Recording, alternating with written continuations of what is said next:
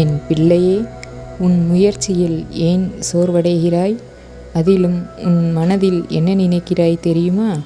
நான் தினமும் முருகனை கும்பிடத்தான் செய்கிறேன்.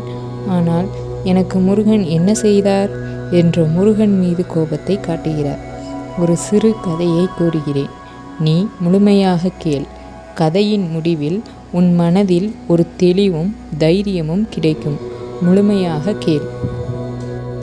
நீ ஒரு செடி நடுகிறாய். உதாரணமாக ஒரு மல்லிகை செடி நடுகிறாய் என்றால், நீ நட்டு வைத்த மறுநாளிலேயே பூவை பறிக்கிறாய், இல்லை அல்லவா? அந்த செடிக்கு தினமும் நீர் விட வேண்டும். சரி, 1 மாதம் தொடர்ச்சியாக நீர் விட்டு விட்டேன், இன்னும் பூ பூக்கவில்லையே. அதனால் அடுத்து இந்த செடிக்கு நீர் ஊற்றப் போவதே இல்லை என்று விட்டுவிட்டால் அந்த செடி அடுத்த 1 வாரத்தில் வாடத் தொடங்கிவிடும். அந்த செடிக்கு தேவையான நீரை தினமும் நாம் ஊற்றிக்கொண்டிருக்க வேண்டும்.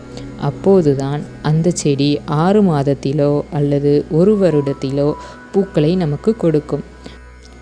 அந்த மல்லிகை செடிக்கு பூக்களை தருவதற்கு ஏன் தெரியுமா இவ்வளவு மாதங்களோ அல்லது வருடங்களோ தேவைப்படுகிறது? பூக்கின்ற பூக்களை எல்லாம் தாங்குகின்ற அளவுக்கு அதன் வேர் பலமாக இருக்க வேண்டும்.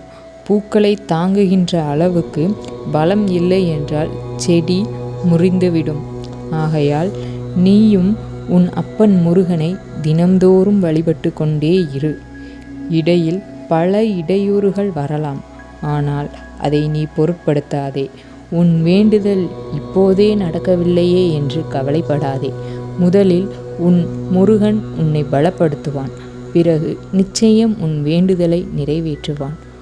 முருகன் உன்னை நிச்சயம் காப்பாற்றுவான் என்று நீ முதலில் நம்பு.